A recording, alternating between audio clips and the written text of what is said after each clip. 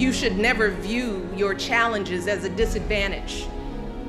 Instead, it's important for you to understand that your experience facing and overcoming adversity is actually one of your biggest advantages.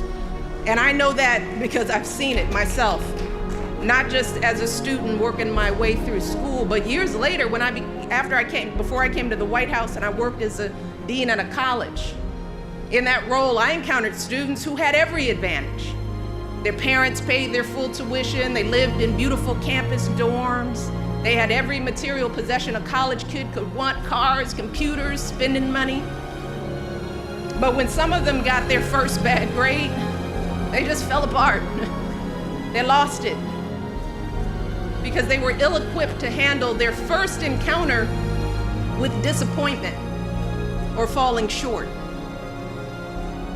Life will put many obstacles in your path that are far worse than a bad grade. You'll have unreasonable bosses and difficult clients and patients. You'll experience illnesses and losses, crises and setbacks that will come out of nowhere and knock you off your feet. But unlike so many other young people, you have already developed the resilience and the maturity that you need to pick yourself up and dust yourself off and keep moving through the pain. Keep moving forward. Turn your wounds into wisdom. You will be wounded many times in your life. You'll make mistakes. Some people will call them failures. But I have learned that failure is really God's way of saying, excuse me, you're moving in the wrong direction. It's just an experience.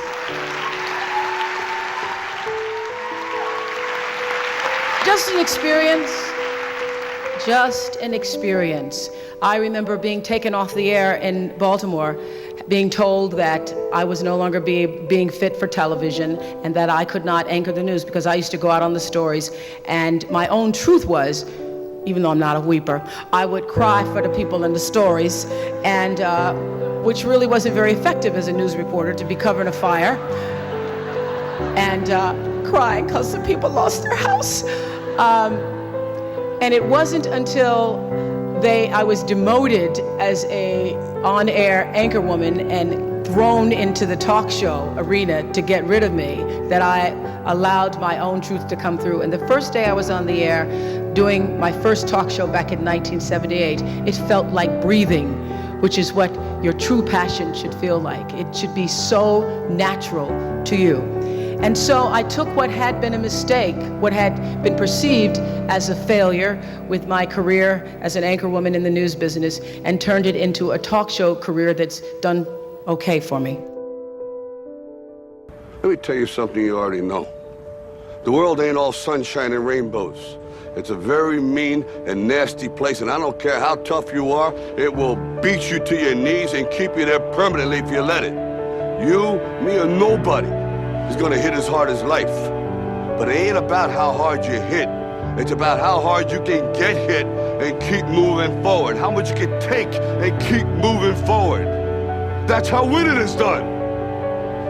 Now, if you know what you're worth, now go out and get what you're worth. But you gotta be willing to take the hits and not pointing fingers saying you ain't where you wanna be because of him or her or anybody. Cowards do that, and that ain't you. You're better than that.